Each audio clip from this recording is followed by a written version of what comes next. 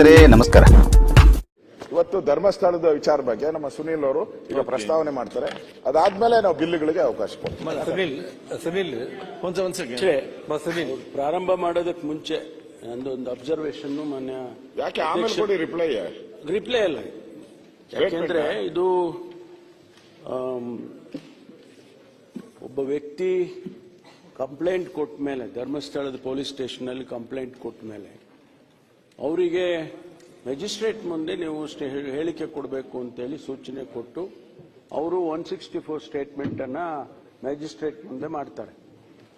ಆ ಆಧಾರದ ಮೇಲೆ ಮತ್ತು ಸಾರ್ವಜನಿಕವಾಗಿ ಬಹಳಷ್ಟು ಚರ್ಚೆಗಳು ಒತ್ತಡಗಳು ಬಂದ ಆಧಾರದ ಮೇಲೆ ನಾವು ಅದನ್ನ ಸ್ಥಳೀಯ ಪೊಲೀಸ್ನವ್ರು ಮಾಡೋದು ಬೇಡ, ಅದಕ್ಕೆ ಒಂದು ಸ್ಪೆಷಲ್ ಆಗಿ ಇನ್ವೆಸ್ಟಿಗೇಷನ್ ಮಾಡೋಣ ಅಂತೇಳಿ ಅವರ ಸೂಚನೆ ಮೇಲೆ, ಯಾರು ನಮ್ಮ ಮ್ಯಾಜಿಸ್ಟ್ರೇಟ್ ಸೂಚನೆ ಮೇಲೆ ಇನ್ವೆಸ್ಟಿಗೇಟ್ ಮಾಡಿ ಅಂತ ಅವ್ರು ಹೇಳಿದಾಗ ನಾವು ಅದಕ್ಕೆ ಒಂದು SIT ಮಾಡ್ತೀವಿ.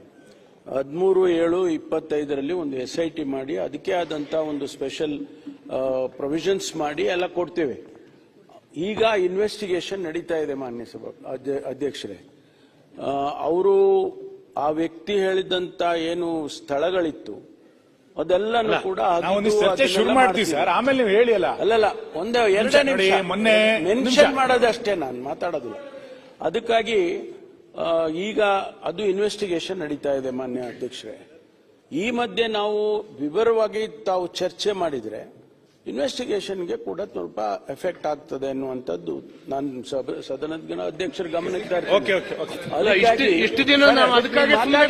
ಮಾತಾಡೋದು ಬೇಡ ಅಂತ ಹೇಳೋದಿಲ್ಲ, ಆದ್ರೆ ನಿಮ್ಮಲ್ಲಿ ಮಾತಾಡುವಂತದ್ದು ಯಾವುದು ಕೂಡ ಇನ್ವೆಸ್ಟಿಗೇಷನ್ ಗೆ ತೊಂದರೆ ಆಗದ ರೀತಿಯಲ್ಲಿ ತಾವು ಮಾತಾಡಬೇಕು ನಾನು ಕೇಳೋದು. ಅಧ್ಯಕ್ಷರೇ, ಅಷ್ಟು ಎಚ್ಚರಿಕೆ. ಮಾನ್ಯ ಗೃಹ ಸಚಿವರೇ, ನೀವು ಹೇಳಿದಂತೆ ಇನ್ವೆಸ್ಟಿಗೇಷನ್ ಗೆ ಏನೂ ತೊಂದರೆ ಆಗದಂತೆ, ಅದಕ್ಕೇನೋ ಅಪಾಯ ಆಗದಂತೆ ನಾನು ಮಾತಾಡ್ತೀನಿ ಅಷ್ಟೇ. ನಾನು ಏನ್ ಚಿಂತೆ ಮಾಡಬೇಡಿ.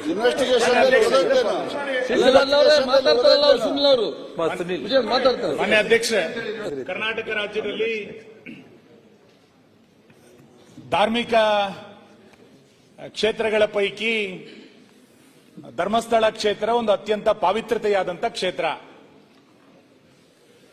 ಮಾತನಾಡುವ ಮಂಜುನಾಥ ಅಂತ ಹೇಳ್ತಾನೆ ರಾಜ್ಯದ ಇಡೀ ಹಿಂದೂ ಸಮಾಜ ಅತ್ಯಂತ ಶ್ರದ್ಧಾಭಕ್ತಿಗಳಿಂದ ನಡ್ಕೊಳ್ಳುವಂತ ಒಂದು ಪುಣ್ಯಕ್ಷೇತ್ರ ಇದೆ.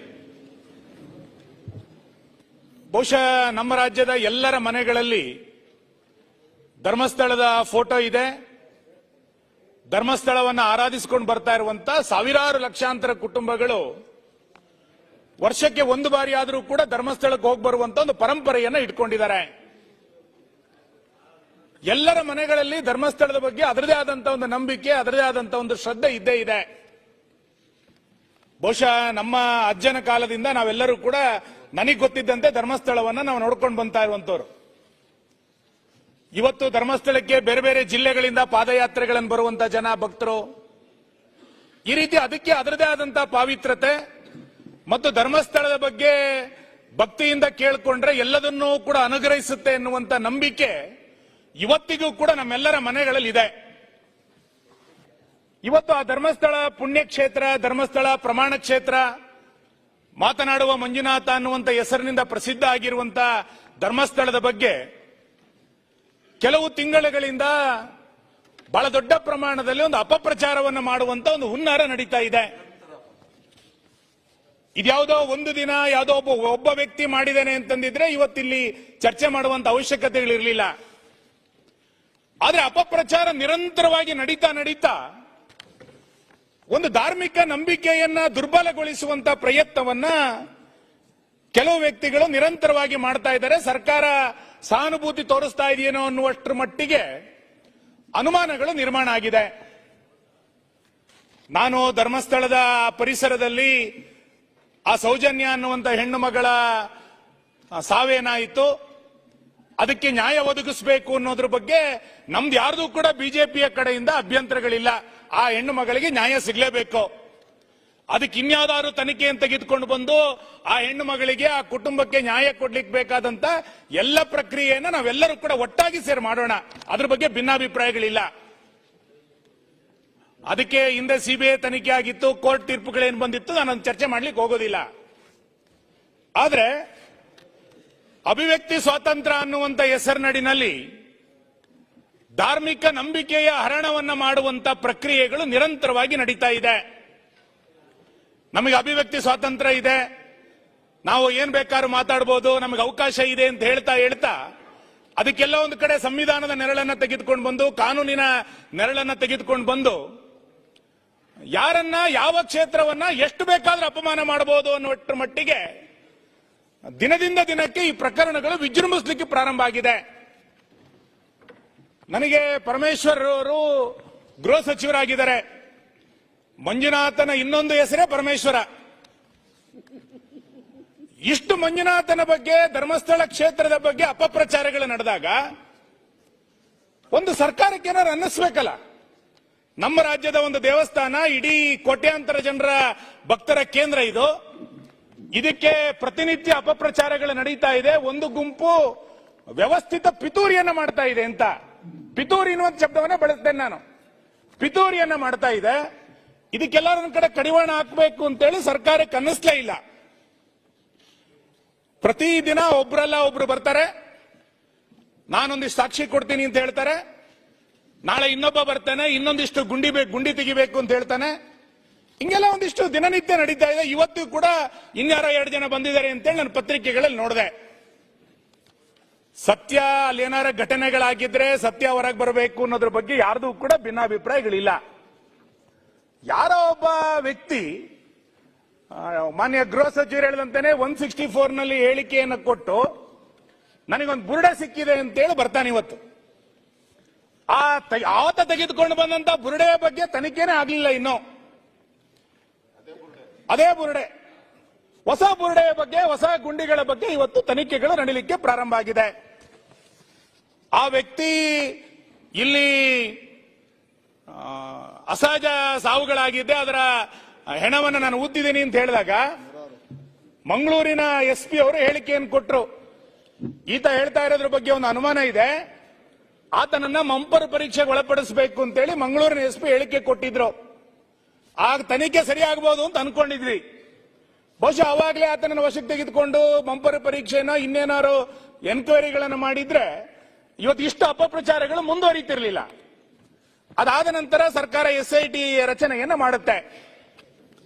ನಾನು SIT ರಚನೆಯನ್ನ ಸ್ವಾಗತವನ್ನ ಮಾಡ್ತಾ, ಒಂದು ತನಿಖೆ ಹೇಗೆ ಹೋಗ್ಬೇಕು ಅಧ್ಯಕ್ಷರೇ? ಪ್ರತಿನಿತ್ಯ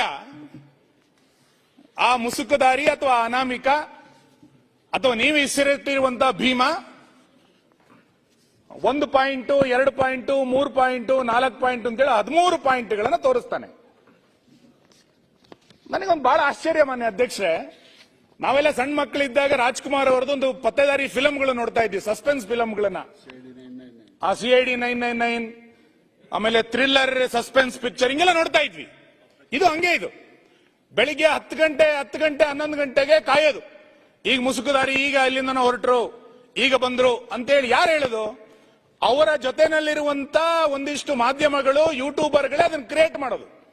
ನಂತರ 1ನೇ ಗುಂಡಿಯನ್ನು ತೆಗೆದೋದ್ರಲ್ಲಿ ಏನ್ ಸಿಕ್ತೋ ಬಿಡ್ತೋ ನಮಗೆ ಗೊತ್ತಿಲ್ಲ. ನಾನು ಅದನ್ನ ಅಧಿಕೃತವಾಗಿ ಹೇಳಲಿಕ್ಕೆ ತಯಾರಿಲ್ಲ, ಹೋಮ್ ಮಿನಿಸ್ಟರ್ ಅದನ್ನ ಹೇಳಬೇಕು. ಸಂಜೆಯ ಹೊತ್ತಿಗೆ ಅವರೇ ಹೇಳೋದು, ಇದರಲ್ಲಿ ಒಂದು ಹೆಣ್ಣಿನ ಮೃತದೇಹ ಸಿಕ್ಕಿದೆ, ಒಂದು ಅಸ್ಥಿಪಂಜರ ಸಿಕ್ಕಿದೆ, ಇದು 16 ವರ್ಷದ್ದು ಅಂತ ಅನ್ನಿಸ್ತಾ ಇದೆ ಅಂತೇಳಿ ಅವರೇ ಅದನ್ನ ಸುಳ್ಳು ಸುದ್ದಿಗಳನ್ನ ಹರಡೋದು. ನಂತರ 6 ಗಂಟೆ ನಂತರ 5 ಗಂಟೆ ನಂತರ ಮುಸುಕುದಾರಿ ಎಲ್ಲಿ ಹೋಗ್ತಾನೆ ಅಂತ ಗೊತ್ತಿಲ್ಲ. ಬೆಳಿಗ್ಗೆ 10 ಗಂಟೆಯಿಂದ 5 ಗಂಟೆ ತನಕ SITಯ ವಶದಲ್ಲಿ ಅಂತ ಹೇಳಲ್ಲ, SITಯ ಜೊತೆನಲ್ಲಿ ಸಹಪಾಠಿ ಅಂತ ಜೊತೆನಲ್ಲಿ ಹೋಗಿ ಮಾಡೋದು. ನಮಗೂ SIT ತನಿಖೆ ಅಂದಾಗ ಸತ್ಯ ಬರುತ್ತೇನೋ, ಸತ್ಯ ಏನಾರು ಇರ್ಬೋದೇನೋ ಅಂತ ನಾವು ಒಂದ್ ಸ್ವಲ್ಪ ಇದೆಲ್ಲ ಅನುಮಾನಗಳ ಮೇಲೆ ನಡೆದಿದ್ರಿಂದ ಮೊದಲನೇ ಗುಂಡಿ ತೆಗೆದಾಗ ನಾವು ನೋಡಿದ್ವಿ ಜನ ಸಿಗುತ್ತಾ ಅಂತ ನೋಡ್ತಾ ಇದ್ವಿ. ಸಂಜೆ 6 ಗಂಟೆ ಹೊತ್ತಿಗೆ ಏನೋ ಸಿಕ್ತು ಅಂತ ಅಪಪ್ರಚಾರಗಳನ್ನು ನಡೆಸಿದ್ರು. 6:30 7 ಗಂಟೆ ನಂತರ ಏನೂ ಸಿಕ್ಕಿಲ್ಲ ಅಂತೇಳಿ ಸುದ್ದಿಗಳು ಪ್ರಕಟ ಆಗ್ಲಿಕ್ಕೆ ಶುರು ಆಯ್ತು. 2ನೇ ದಿನ 2ನೇ ಗುಂಡಿ, 3ನೇ ಗುಂಡಿ, 4ನೇ ಗುಂಡಿ, ರಸ್ತೆಗಳ ಗುಂಡಿ ಸಾಕಾಗ್ಲಿಲ್ಲ ಅಂತ ಕಾಡೊಳೆ ಗುಂಡಿಗಳು ಶುರು ಆಯ್ತು. ಈಗ ಗುಂಡಿಗಳನ್ನು ತೆಗಿತಾ ಎಷ್ಟು ತನಕ ಹೋದ್ರು? 13 ಪಾಯಿಂಟ್ಗಳನ್ನು ಮಾಡಿದ್ರು. ಈಗ 14, 15, 16ನೇ ಗುಂಡಿ ತನಕನೂ ಕೂಡ ಹೋಗಿದ್ದಾರೆ. 13ನೇ ಗುಂಡಿನಲ್ಲಿ ಏನೋ ಇದೆ ಎನ್ನುವಂತ ಒಂದು ದೊಡ್ಡ ಚಿತ್ರಣವನ್ನ ಇಡೀ ದೇಶದಲ್ಲಿ, ಇಡೀ ರಾಜ್ಯದಲ್ಲಿ ಪ್ರಚಾರ ಮಾಡಿದ್ರು.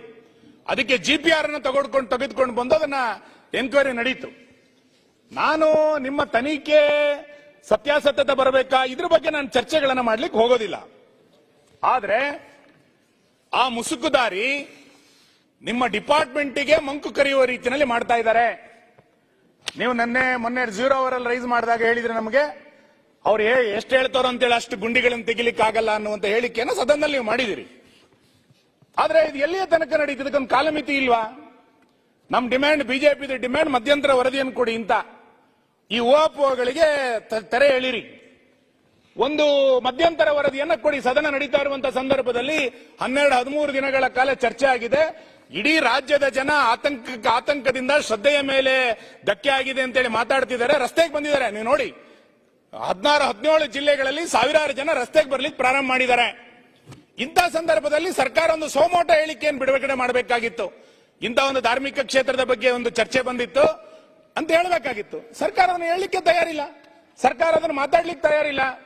ನನಗೆ ಇವೆಲ್ಲದನ್ನು ನೋಡಿದಾಗ ಅನ್ಸುತ್ತೆ, ನಿಮ್ಮ ಸರ್ಕಾರದ ಸಹಾನುಭೂತಿ, ಗೃಹ ಇಲಾಖೆಯ ಸಹಾನುಭೂತಿಯ ಕಾರಣಕ್ಕೋಸ್ಕರನೇ ಇಷ್ಟು ದೊಡ್ಡ ಪ್ರಮಾಣದ ಅಪಪ್ರಚಾರಗಳು ನಡೀತಾ ಇದೆ, ಮುಂದೆಯೂ ಕೂಡ ನಡೆಯುವಂತ ಒಂದು ಹುನ್ನಾರವನ್ನು ನೀವೆಲ್ಲರೂ ಕೂಡ ಸೇರಿ ನಡೆಸಿದ್ದೀರಿ ಅಂತ.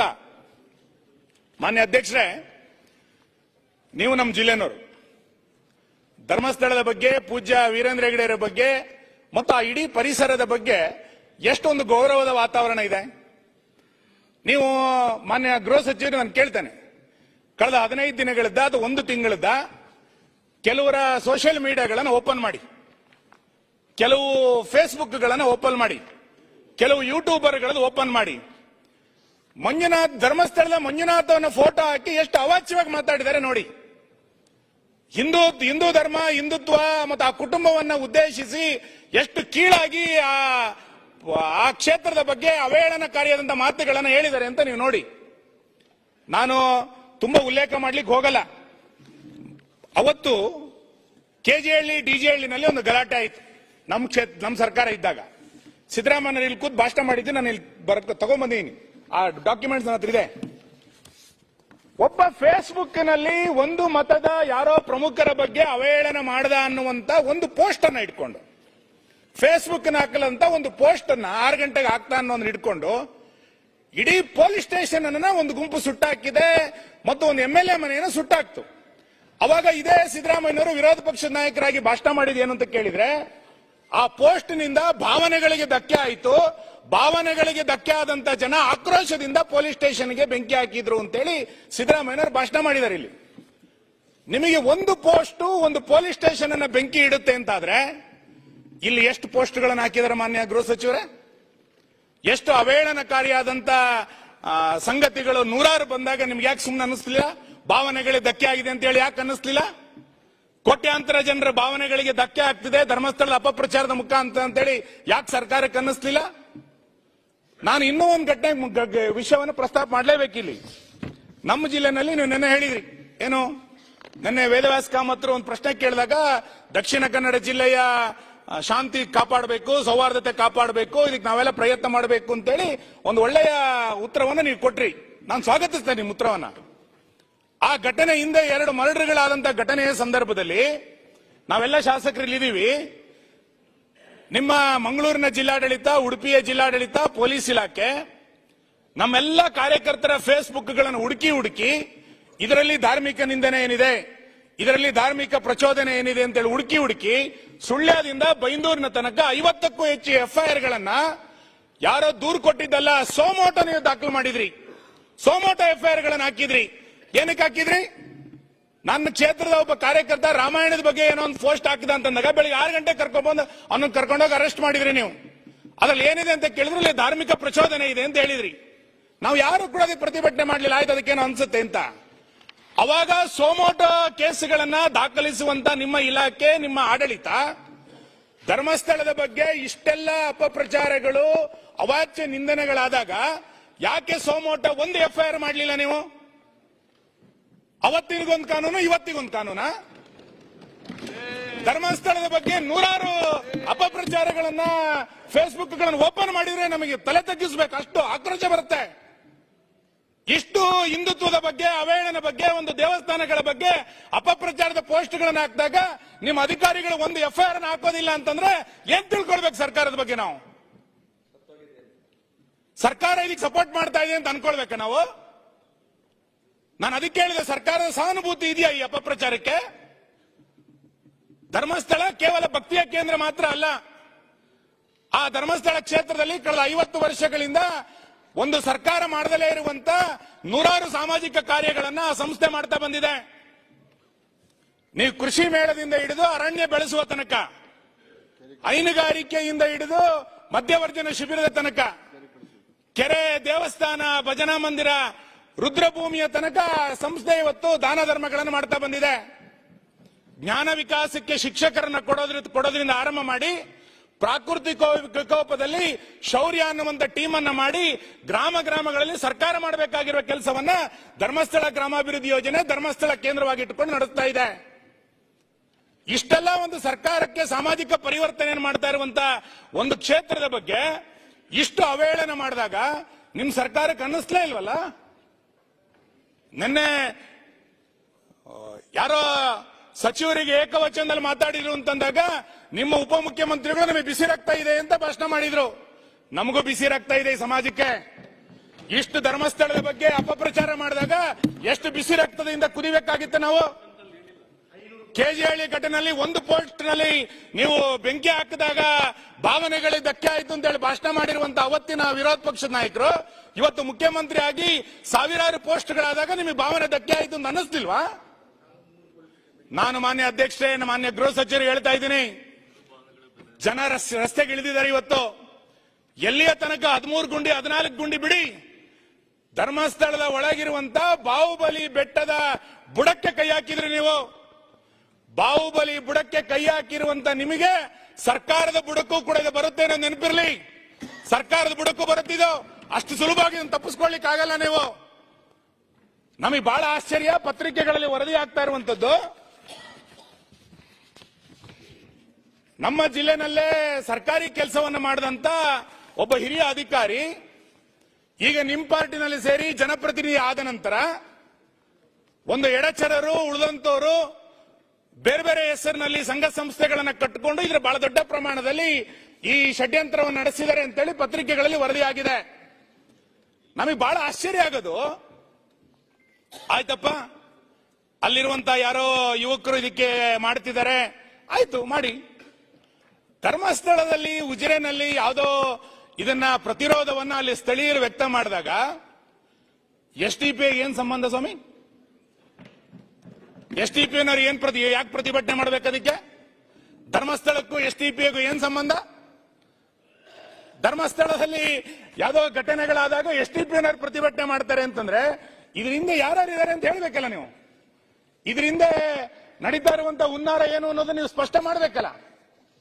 ಎಲ್ಲಿಯ ತನಕದ ಆಕ್ರೋಶವಾದಂತ ಮಾತುಗಳನ್ನ ಆಡಿದ್ರೂ ಕೂಡ ಈ ಸರ್ಕಾರ ಕಣ್ಣು ಮುಚ್ಚಿ ಕುಳಿತುಕೊಳ್ಳುತ್ತೆ ಅಂತಂದ್ರೆ, ಅಲ್ಲಿರುವಂತ ಒಬ್ರು ಹೇಳ್ತಾರೆ, ಧರ್ಮಸ್ಥಳಕ್ಕೆ ನಾವು JCBಯನ್ನು ನುಗ್ಗಿಸ್ತೇವೆ, ಧರ್ಮಸ್ಥಳಕ್ಕೆ ನುಗ್ಗುತ್ತೇವೆ ಅನ್ನುವಂತ ಹೇಳಿಕೆಗಳನ್ನ ಕೊಟ್ಟಾಗ್ಲೂ ಕೂಡ ನಿಮ್ ಸರ್ಕಾರ ಮಾತಾಡೋದಿಲ್ಲ. ಯಾಕೆ? ಯಾರು ಬೇಕಾದ್ರೆ ಧರ್ಮಸ್ಥಳಕ್ಕೆ ನುಗ್ಗಬಹುದು, JCB ಹಾಕಬಹುದು ಅಂತ ಅನ್ಕೊಂಡಿದ್ದೀರಾ? ಸಮಾಜ ರಸ್ತೆಗಿಳಿದಿದೆ ಇವತ್ತು. ಧರ್ಮಸ್ಥಳದ ಬಗ್ಗೆ ಮಾತಾಡಬೇಡಿ ಅಂತ ನಾವು ರಿಕ್ವೆಸ್ಟ್ ಮಾಡ್ತಾ ಇರೋದು. ಅಪಪ್ರಚಾರಗಳನ್ನು ಮಾಡೋರನ್ನ ಕಂಟ್ರೋಲ್ ಮಾಡಿ ಅಂತ ನಾನು ವಿನಂತಿ ಮಾಡ್ತಾ ಇದ್ದೇನೆ. ಮಾನ್ಯ ಗೃಹ ಸಚಿವರು ಮೊನ್ನೆ ಹೇಳಿದ್ರು, SITಯ ತನಿಖೆನಲ್ಲಿ ನಾವು ಮಧ್ಯಪ್ರವೇಶ ಮಾಡೋದಿಲ್ಲ ಅಂತ. ನಾವು ತನಿಖೆನಲ್ಲಿ ಮಧ್ಯಪ್ರವೇಶ ಮಾಡಿ ನಾವು ಹೇಳಲೇ ಇಲ್ಲ. ತನಿಖೆ ಹಿಂಗೆ ಆಗಬೇಕು ಅಂತೇಳಿ ನಾವು ಕೂಡ ಆಗ್ರಹ ಮಾಡ್ತಾ ಇಲ್ಲ. ಆದ್ರೆ ಅಪಪ್ರಚಾರದ ಬಗ್ಗೆ ನಿಮ್ಮ ಸರ್ಕಾರದ ನಿಲುವೇನು? ನಿಮ್ಮ ಇಲಾಖೆ ಯಾಕೆ ಅಪಪ್ರಚಾರದ ಬಗ್ಗೆ ಇವತ್ತು ತಲೆ ಕೆಡಿಸ್ಕೊಳ್ತಾ ಇಲ್ಲ? ನೀವು ಅಪಪ್ರಚಾರದ ಬಗ್ಗೆ ಕಳೆದ 15 ದಿನಗಳಿಂದ ಅಥವಾ ಕಳೆದ 1.5-2 ತಿಂಗಳಿಂದ ಇಷ್ಟು ದೊಡ್ಡ ಪ್ರಮಾಣದ ಅಪಪ್ರಚಾರಗಳು ನಡೆದರೂ ಕೂಡ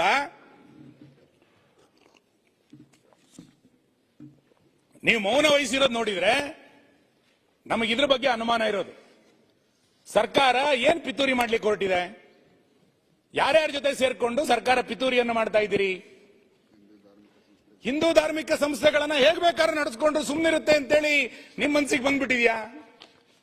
ಒಂದು ಪುಣ್ಯಕ್ಷೇತ್ರದ ಬಗ್ಗೆ, ನಮ್ಮ ನಾಡಿನ ಒಂದು ಪ್ರಸಿದ್ಧ ಪುಣ್ಯಕ್ಷೇತ್ರದ ಬಗ್ಗೆ ಇಷ್ಟೆಲ್ಲ ಅಪಪ್ರಚಾರಗಳು ಮಾಡಿದಾಗಲೂ ಸುಮ್ಮನೆ ಹೆಂಗಾಗತ್ತೆ? ಮತ್ತೆ ಷಡ್ಯಂತ್ರ ಹೆಂಗಾಗಿದೆ ಅನ್ನೋದಕ್ಕೆ ನಾನು ಆಗ್ಲೇ ಹೇಳಿದ್ನಲ್ಲ, SDPನವರು ಪ್ರತಿಭಟನೆಗೆ ಇಳಿತಾರೆ. ಇನ್ಯಾವುದೋ ದುಬೈನಲ್ಲಿರುವಂತ ಒಂದು ಚಾನಲ್ ಇದ್ರ ಬಗ್ಗೆ ಪ್ರಸಾರ ಮಾಡುತ್ತೆ. ಅಲ್ ಜಜೀರಾ ಚಾನಲ್ ಒಂದು ಪ್ರಚಾರ ಮಾಡುತ್ತೆ. ಅಲ್ಲೇನೋ ಹೆಣ್ಣು ಮಕ್ಕಳದು 100 ಹೆಣಗಳನ್ನ ಊತಿಟ್ಬಿಟ್ಟಿದ್ದಾರೆ ಅಂತೇಳಿ ಅವ್ರಿಗೇನ್ ಸಂಬಂಧ ಧರ್ಮಸ್ಥಳದ್ದು? ಕೇರಳದವರು ನಾವು ತನಿಖೆ ಮಾಡಬೇಕು ಅಂತೇಳಿ ಕೇರಳದವರಿಗೆ ಅನ್ಸುತ್ತೆ. ಏನ್ ನಡೆಸಿದ್ರಿ ಮಾನ್ಯ ಅಧ್ಯಕ್ಷರೇ? BBCನವರು ನಿನ್ನೆ ಇನ್ನೊಂದು ಯಾವ್ದೋ ಹೊರದೇಶದ ಚಾನಲ್ ಇದ್ರಲ್ಲಿ ಬಹಳ ದೊಡ್ಡ ಸುದ್ದಿ ಪ್ರಕಟ ಆಯಿತು ಅಂತೇಳಿ ಹೇಳಿಕ್ ಶುರು ಮಾಡಿದ್ದಾರೆ. ನೀವು ಇದರ ಮೂಲ ಏನು ಅನ್ನೋದನ್ನ SIT ಹುಡುಕ್ಬೇಕಲ್ಲ. ಬರೀ ಗುಂಡಿ ಹುಡುಕಿದ್ ಮಾತ್ರ ಅಲ್ಲ, ಇದರ ಹಿಂದೆ ಯಾರ್ಯಾರು ಸಾಕ್ಷಿಗಳು ಅಂತ ಹೇಳ್ತಾ ಇದ್ರ, ಬಹಳ ಜನ ನಮಗೆ ಸಾಕ್ಷಿ ಇದೆ ಅಂತ ಹೇಳಿದಾರಲ್ಲ, ಆ ಎಲ್ಲ ಸಾಕ್ಷಿದಾರರನ್ನ SIT ತನಿಖೆ ಮಾಡಬೇಕು. ಇದರ ಮೂಲ ಏನು ಅನ್ನೋದನ್ನ ತನಿಖೆ ಮಾಡಬೇಕು. ಮಾನ್ಯ ಗೃಹ ಸಚಿವರೇ, ನೀವು ಬಹಳ ಸಜ್ಜನರಾಗಿ ನನಗೇನೋ ಗೊತ್ತಿಲ್ಲ ಅಂತ ಮೌನ ವಹಿಸಿದ್ರೆ, ನಾಳೆ ಬೆಳಿಗ್ಗೆ ಆ ಮುಸುಕುದಾರಿಯನ್ನ ನಿಮ್ಗೆ ಇನ್ಯಾರೋ ಒತ್ತಡ ಮಾಡಿ ನಿಮ್ಮ ಗೃಹ ಇಲಾಖೆಗೆ ಸಲಹೆಗಾರನ ಮಾಡಿಬಿಡ್ತಾರೆ. ಎಚ್ಚರಿಕೆ ತಗೊಳ್ಳಿ, ಅಂತ ಪರಿಸ್ಥಿತಿ ಇದೆ ಇವತ್ತು. ಹಂಗಾಗಿ ನೀವು ಬಹಳ ಎಚ್ಚರಿಕೆಯಿಂದ, ನನಗೆ DK ಶಿವಕುಮಾರ್ ಇದ್ದಾಗ ಸ್ವಲ್ಪ ಧೈರ್ಯ ಇತ್ತು. ಏನು ಅಂತ ಕೇಳಿದ್ರೆ, ಧರ್ಮಸ್ಥಳಕ್ಕೆ ಬಂದಾಗ ಅವ್ರು ಹೇಳಿಕೆ ಕೊಟ್ಟಿದ್ರು, ಧರ್ಮಸ್ಥಳದ ಬಗ್ಗೆ 100 DK ಶಿವಕುಮಾರ್ ಇದ್ದಾರೆ ಅಂತ ಹೇಳಿಕೆ ಕೊಟ್ಟಿದ್ರು. ನಮಗೊಂದು ವಿಶ್ವಾಸ, ಹೌದಪ್ಪ ನಮಗೊಬ್ಬ ಭಕ್ತ ಇದ್ದಾರೆ ಇಲ್ಲಿ, ಧರ್ಮಸ್ಥಳಕ್ಕೆ ಏನಾರು ಆದ್ರೆ ನೋಡ್ತೀನಿ ಅಂತ. ಆ 100 DK ಶಿವಕುಮಾರ್, ಆ ಬಿಸಿ ರಕ್ತದ DK ಶಿವಕುಮಾರ್ ಎಲ್ಲೋದ್ರು? ಮಾತಾಡ್ಬೇಕಿತ್ತಲ್ಲ. SIT ರಚನೆ ಆಗ್ಬೇಕಾರೆ ಆಯ್ತಪ್ಪ, ನಾಳೆ ಇನ್ನೊಂದು ಯಾರೋ ಬಂದು ಇಲ್ಲೊಂದು ಹೆಣ ಊತಿದೀವಿ ಅಂತ ಇನ್ನೊಂದು SIT ಮಾಡ್ತೀರೇನು? SIT ಹಿಂದೆ ಏನ್ ಪಿತೂರಿ ನಡೆದಿದೆ ಅಂದ್ರೆ ನಾನು ಕೊನೆಗೆ ಬರ್ತೇನೆ. ಅದಕ್ಕೆ ಇಂಥ ಒಂದು ಷಡ್ಯಂತ್ರಗಳು ಧರ್ಮಸ್ಥಳದ ಬಗ್ಗೆ, ಧರ್ಮಸ್ಥಳ ಕ್ಷೇತ್ರದ ಬಗ್ಗೆ, ಹಿಂದೂ ಪಾವಿತ್ರತೆಯನ್ನು ಹಾಳು ಮಾಡುವಂತ ವ್ಯವಸ್ಥೆಗಳು ನಡೆದಾಗ ಸರ್ಕಾರ ಸುಮ್ಮನೆ ಕೂತಿರೋದ್ರ ಬಗ್ಗೆನೆ ನಮಗೆ ಅನುಮಾನಗಳು ಬರ್ತಾ ಇದೆ. ನಿಮಗೆ ಹುಲಿ ಉಗುರು ಹುಡುಕ್ಲಿಕ್ಕೆ ಬಹಳ ಆಸಕ್ತಿ. ಹುಲಿ ಉಗುರು ಹುಡ್ಕೊಂಡು ಯಾರ್ಯಾರ್ದೋ ಮನೆಗೆ ಹೋದ್ರಿ ನೀವು, ಹುಲಿ ಉಗುರು ಹುಡ್ಕೊಂಡು ಸರ್ಕಾರದ ಪೊಲೀಸ್ ಇಲಾಖೆ ಇಟ್ಕೊಂಡು ಗುಂಡಿ ತೋಡೋದ್ರ ಬಗ್ಗೆ ಬಹಳ ಆಸಕ್ತಿ. ಡ್ರಗ್ಸ್ ಫ್ಯಾಕ್ಟರಿ ಮೈಸೂರಲ್ಲಿ ಸಿಕ್ಕಿಬಿದ್ದಾಗ್ಲೂ ಕೂಡ ನಿಮ್ಮ ಇಲಾಖೆಗೆ ಏನು ಅನ್ನಿಸ್ಲಿಲ್ಲ. ಫೇಸ್ಬುಕ್ ಅಲ್ಲಿ 100 ಜನ ಅಪಪ್ರಚಾರ ಮಾಡಿದಾಗ್ಲೂ ಕೂಡ ಸರ್ಕಾರಕ್ಕೇನು ಅನ್ಸೋದಿಲ್ಲ. ಹಾಗಾಗಿ ಇವತ್ತು ಇದಕ್ಕೆಲ್ಲರೂ ಒಂದು ಕಡೆ ಈ ಅಪಪ್ರಚಾರಕ್ಕೆ ಕೊನೆ ಎಳಿಬೇಕು ಅನ್ನುವಂತ ಆಗ್ರಹವನ್ನು ನಾನು ಈ ಸಂದರ್ಭದಲ್ಲಿ ಮಾಡ್ತೇನೆ. ಮಾನ್ಯ ಅಧ್ಯಕ್ಷರೇ, ನಮಗೆ ಕಾಡ್ತಾ ಇರುವಂತ ಪ್ರಶ್ನೆ ಏನು ಅಂತ ಕೇಳಿದ್ರೆ, ಇಲ್ಲಿ ಸತ್ಯ ಹೊರಗೆ ಬರಬೇಕು ಅನ್ನೋದಕ್ಕಿಂತನೇ ಹೆಚ್ಚಾಗಿ, ಇಲ್ಲಿ ನ್ಯಾಯ ದೊರಕಬೇಕು ಅನ್ನುವಂತ ಕಳಕಳಿಗಿಂತ ಹೆಚ್ಚಾಗಿ, ಒಂದು ಧಾರ್ಮಿಕ ನಂಬಿಕೆಯನ್ನ ಹಾಳು ಮಾಡುವಂತ ಒಂದು ವ್ಯವಸ್ಥಿತವಾದಂತ ಹುನ್ನಾರ ನಡೀತಾ ಇದೆ ಅಂತ. ನ್ಯಾಯಕ್ಕಿಂತ ಹೆಚ್ಚಾಗಿ ಒಂದು ಧಾರ್ಮಿಕ ನಿಂದನೆ ನಡಿಬೇಕು, ಸತ್ಯಕ್ಕಿಂತ ಹೆಚ್ಚಾಗಿ ಒಂದು ವ್ಯವಸ್ಥೆಯನ್ನ ಹಾಳು ಮಾಡಬೇಕು. ಒಂದು ಅರಾಜಕತೆಯನ್ನ ಕರ್ನಾಟಕದಲ್ಲಿ ಈ ಅಪಪ್ರಚಾರಗಳ ಮುಖಾಂತರವೇ ಮಾಡಬೇಕು ಅನ್ನುವಂತ ಹುನ್ನಾರಗಳು ಸರ್ಕಾರದ ಕಡೆಯಿಂದ ಇವತ್ತು ನಡೀತಾ ಇದೆ ಅಂತೇಳಿ ನಮ್ಗೆ ಅನ್ನಿಸ್ತಾ ಇದೆ. ಹಾಗಾಗಿ ನಾನು ಸರ್ಕಾರವನ್ನ ಈ ಸಂದರ್ಭದಲ್ಲಿ ಆಗ್ರಹಿಸುವುದು, ಈ ತನಿಖೆ ಎಷ್ಟು ದಿನ ನಡೆಯುತ್ತೆ ಅಂತ ಹೇಳಿ. ಮಾನ್ಯ ಗೃಹ ಸಚಿವರು ಇದರ ಮಧ್ಯಂತರ ವರದಿಯನ್ನ ನೀವು ಕೊಡ್ಲಿಲ್ಲ ಅಂತಾದ್ರೆ 100 ಊಹಾಪೋಹಗಳು ಇನ್ನಷ್ಟು ಹುಟ್ಟಲಿಕ್ಕೆ ಪ್ರಾರಂಭ ಆಗುತ್ತೆ. ಆ ಊಹಾಪೋಹಗಳನ್ನ ಅವಕಾಶ ಕೊಡಬೇಡಿ ನೀವು, ಆ ಊಹಾಪೋಹಗಳಿಗೆ. ಮೂರನೇದು, ಆ ಯಾರು ಗುಂಡಿಗಳನ್ನ ತೋರಿಸ್ತಾ ಇದ್ದಾನೆ ಅವನು ಮಂಪರ್ ಪರೀಕ್ಷೆಯನ್ನು ಮಾಡಿ ಆತನ ಮೂಲ ಏನಿದೆ, ಇದಕ್ಕೆ ವಿದೇಶಿ ಹಣ ಬಂದಿದೆ ಎನ್ನುವಂತ ಸುದ್ದಿಗಳು ಬರ್ತಾ ಇದೆ. ಈ ರೀತಿ ಇದಕ್ಕೆ ಯಾರು ಹಣಕಾಸಿನ ಮೂಲ ಒದಗಿಸಿದ್ದಾರೆ, ಇದರ ಹಿಂದೆ ಇರುವಂತಹ ಸಂಘಟನೆ ಯಾರು, ಇದರ ಹಿಂದೆ ಇರುವಂತಹ ವ್ಯಕ್ತಿಗಳು ಯಾರು, ಇದೆಲ್ಲದೂ ಕೂಡ SIT 2 ನಲ್ಲಿ ತನಿಖೆಗಳಾಗಬೇಕು. SIT 1 ಮುಗಿಸಕ್ ಆಗಲ್ಲ ಇದನ್ನ. SIT 2 ನಲ್ಲಿ ಇದೆಲ್ಲದನ್ನು ಕೂಡ ಮಾಡಬೇಕು. ಬರೀ ಗುಂಡಿ ತೋಡಿದಕ್ಕೆ ಮಾತ್ರ SIT ಅಲ್ಲ, ಇದರ ಹಿಂದೆ ಇದು ಯಾರಿದ್ದಾರೆ, ಇದರ ಹಿಂದೆ ಯಾರು ಹಣಕಾಸಿನ ವ್ಯಕ್ತಿ ಕೊಟ್ಟಿದ್ದಾರೆ, ಮತ್ತು ಆ ಮುಸುಕುದಾರಿ 3-4 ಗಂಟೆ SIT ವಶದಲ್ಲಿ ಇದ್ರು ನಂತರ ಎಲ್ಲೆಲ್ಲಿ ಹೋಗಿದ್ದ, ಇದನ್ನು SIT ಅಲ್ಲಿ ತನಿಖೆ ಆಗಬೇಕಲ್ಲ. ಅದು ಯಾರ್ಯಾರು ಸಂಪರ್ಕ ಮಾಡಿದ್ರ ಆತನಿಗೆ, ಇದೆಲ್ಲದೂ ಕೂಡ ತನಿಖೆ ಮಾಡಬೇಕಾಗಿರುವಂತ ಅಗತ್ಯತೆ ಇದೆ ಅಂತ ನಾನು ಅನ್ಕೊಳ್ತೇನೆ. ಮತ್ತು ನನಗೆ ಬಹಳ ಗಟ್ಟಿ ಅನ್ಸೋದೇನು ಅಂತ ಕೇಳಿದ್ರೆ, ಇಷ್ಟೆಲ್ಲ ಸರ್ಕಾರ ಮೌನವಾಗಿ ಕೂತಿದೆ ಅಂತಂದ್ರೆ, ಇಷ್ಟೆಲ್ಲ ಅಪಪ್ರಚಾರಗಳು ದೀರ್ಘವಾಗಿ ನಡೆದಾಗ, ಇಡೀ ರಾಜ್ಯದ ಜನ ಧರ್ಮಸ್ಥಳದ ನಂಬಿಕೆಗೆ ಧಕ್ಕೆ ಆಗ್ತಾ ಇದೆ ಅಂತ ಹೇಳಿದಾಗ್ಲೂ ಕೂಡ ನೀವು ಸುಮ್ಮನೆ ಕೂತಿದ್ದೀರಿ ಅಂತಂದ್ರೆ ನಿಮ್ ಸರ್ಕಾರದ ಅಜೆಂಡಾ ಏನು, ನಿಮ್ ಸರ್ಕಾರದ ಉದ್ದೇಶ ಏನಿದೆ? ಹಾಗಾದ್ರೆ ನನಗನ್ಸುತ್ತೆ ಮಾನ್ಯ ಅಧ್ಯಕ್ಷರೇ, ಜುಲೈ 11ನೇ ತಾರೀಕು ಆತ ಬುರುಡೆ ಹಿಡ್ಕೊಂಡು ಬಂದ. ಜುಲೈ 16ನೇ ತಾರೀಕು ಮಾನ್ಯ ಗೃಹ ಸಚಿವರು ನಿಮ್ಮ ಹೈಕಮಾಂಡಿನ ಉಸ್ತುವಾರಿಗಳನ್ನ ಇಲ್ಲಿ ಭೇಟಿ ಮಾಡಿದ್ರು. ಒಂದಿಷ್ಟು ಮಂತ್ರಿಗಳನ್ನು ಕರೆದು ಮಾತಾಡ್ತಾ ಇದ್ರು. ಜುಲೈ 19ನೇ ತಾರೀಕು SIT ರಚನೆ ಆಯಿತು. ನಿಮ್ ಪಾರ್ಟಿ ಅಜೆಂಡಾ ಏನಿದೆ ಇದರಲ್ಲಿ?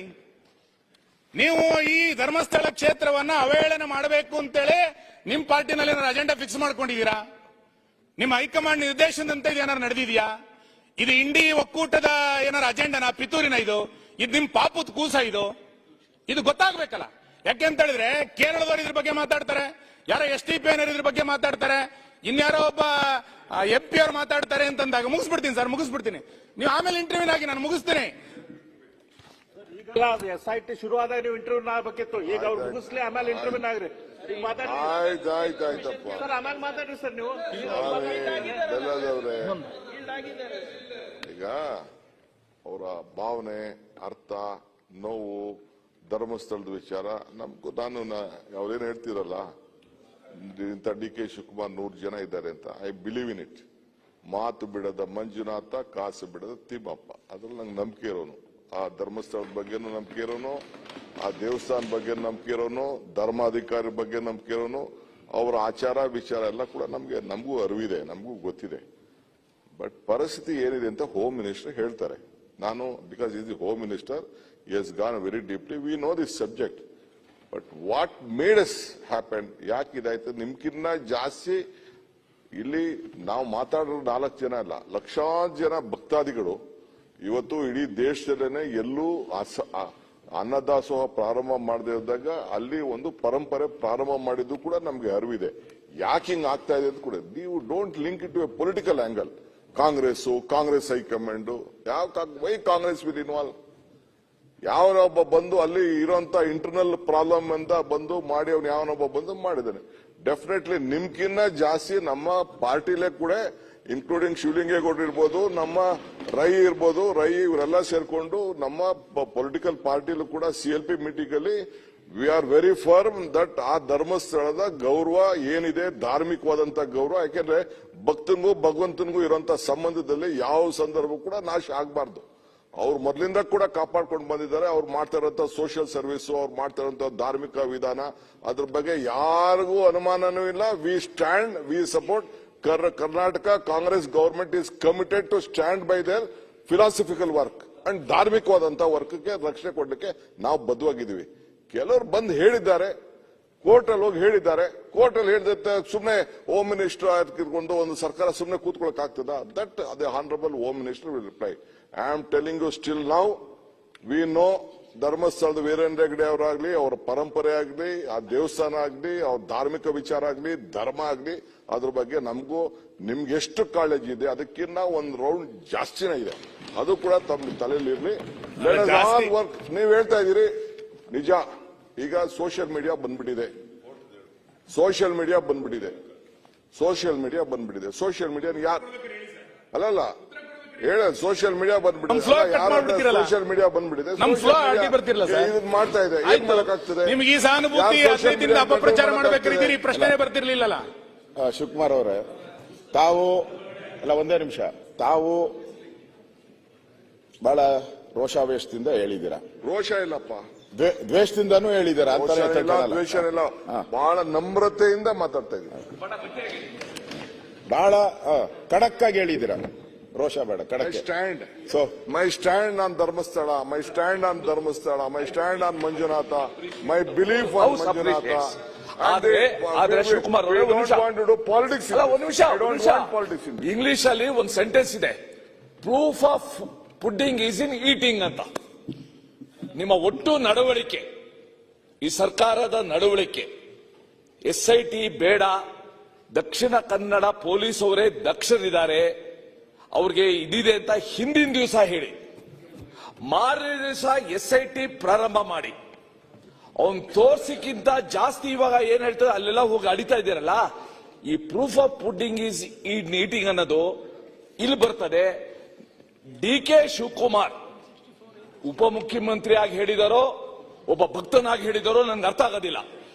ಆದ್ರೆ ನಿಮ್ಮ ಮಾತಿಗೆ, ನಿಮ್ಮ ಭಾವನೆಗೆ, ಇವ ಆಗ್ತಾ ಇರೋ ನಡವಳಿಕೆಗೆ ಏನು ಸಂಬಂಧ ಇಲ್ಲ.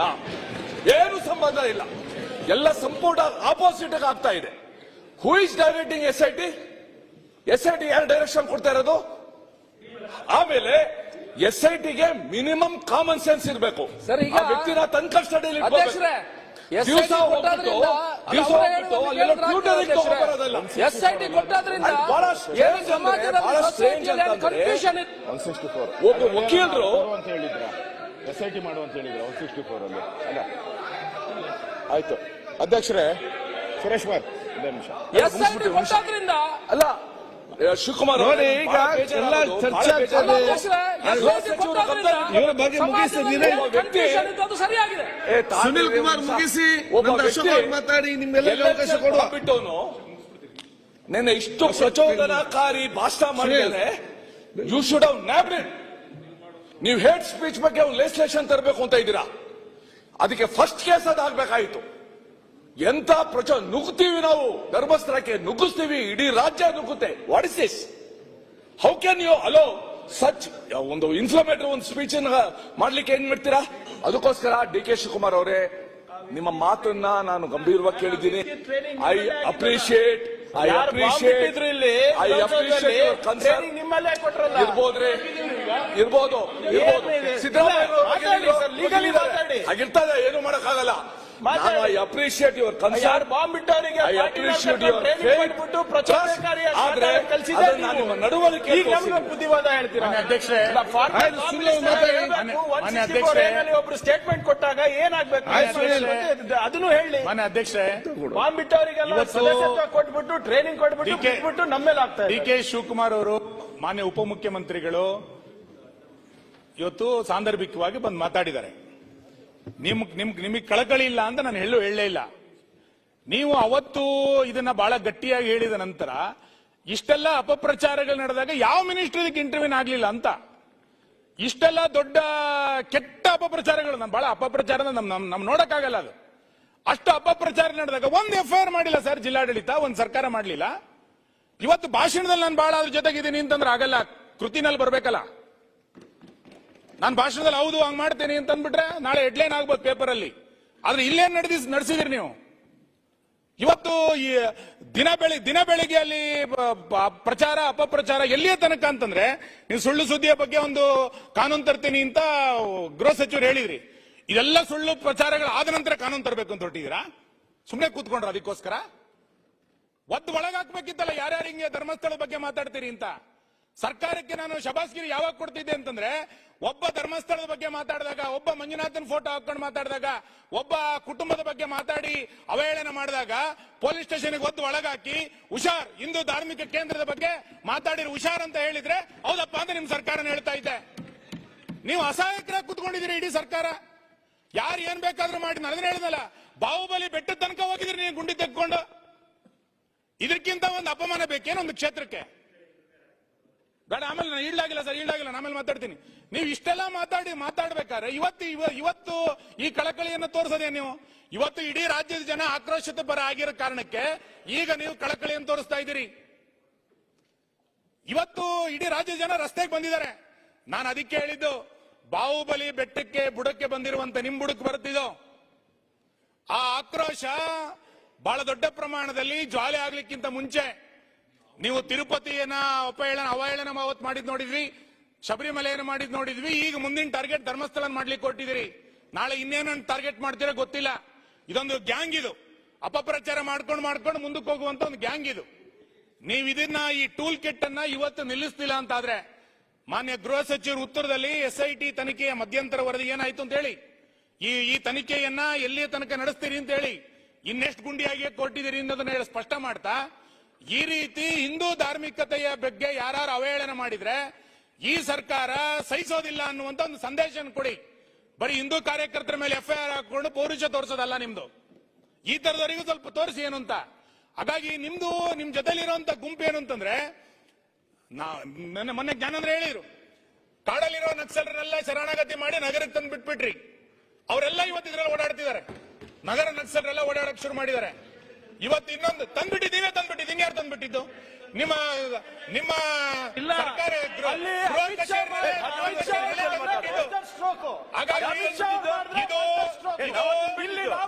ಕಾಂಗ್ರೆಸ್ ಪಕ್ಷದ ಅಜೆಂಡಾ. ಯಾಕೆಂದ್ರೆ ಈಗ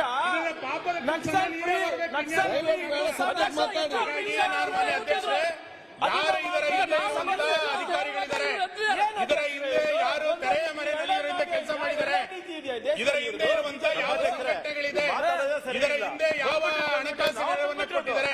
ಇದೆಲ್ಲದರ ಬಗ್ಗೆಯೂ ಕೂಡ ತನಿಖೆ ಆಗಬೇಕು, ಇದು ಹೊರಗೆ ಬರಬೇಕು.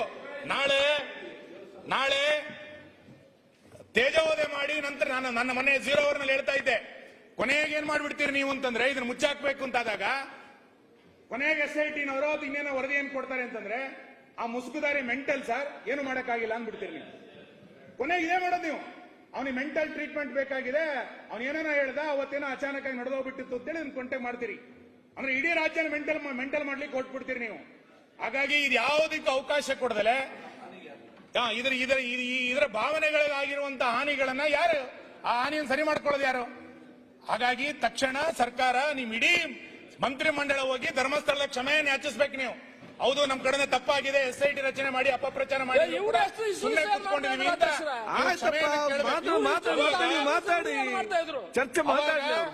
ನಿಮ್ಮ ಸರ್ಕಾರದ ಬಗ್ಗೆ, ಹೌದಪ್ಪ ನಮ್ಮ ಧಾರ್ಮಿಕ ಕ್ಷೇತ್ರದ ಬಗ್ಗೆ ಈ ಸರ್ಕಾರಕ್ಕೂ ಕೂಡ ನಂಬಿಕೆ ಇದೆ ಎನ್ನುವಂತ ವಿಶ್ವಾಸ ನಿರ್ಮಾಣ ಆಗುತ್ತೆ. ಹಾಗಾಗಿ ಒಂದು ವಿಶ್ವಾಸದ ಹೆಜ್ಜೆಯನ್ನ ಸರ್ಕಾರ ಇಡಬೇಕು. ಇನ್ನ ಯಾವುದೇ ವ್ಯಕ್ತಿ, ಯಾವುದೇ ಸಂಘಟನೆ, ಯಾವುದೇ ಪಿತೂರಿ ಹಿಂದೂ ಧಾರ್ಮಿಕ ಕ್ಷೇತ್ರದ ಬಗ್ಗೆ ಅವಹೇಳನ ಮಾಡುವಂತ ಪ್ರಕ್ರಿಯೆಗೆ ನೀವು ಒಂದು ದಿಟ್ಟ ಹೆಜ್ಜೆಯನ್ನ ಸರ್ಕಾರ ಇಡಬೇಕು ಅಂತೇಳಿ ನಾನು ಆಗ್ರಹಿಸ್ತೇನೆ. ಸನ್ಮಾನ್ಯ ಅಧ್ಯಕ್ಷರೇ, ನಾವು ರಾಮಲಿಂಗ ರೆಡ್ಡಿ ಧಾರ್ಮಿಕ ಸಚಿವರು ಆಮೇಲೆ ಉತ್ತರ ಕೊಡ್ಲಿ, ಉತ್ತರ ಆಮೇಲೆ ಕೊಡ್ಲಿ ಅವರು. ಮೈಕ್ ಯೂಟ್ಯೂಬರ್ಸ್ ಮೇಲೆ ಏನಾಗಿತ್ತು, ಟಿಕೆಟ್ ಮಾಡಿದ್ಯಾರು? ನಾವು ಮಾಡಿದ್ದು, ಹೈಕೋರ್ಟ್ ಮಾಡಿದ್ದದು. ಅದರಿಂದ ನಮ್ಮ ಗೃಹ ಮಂತ್ರಿ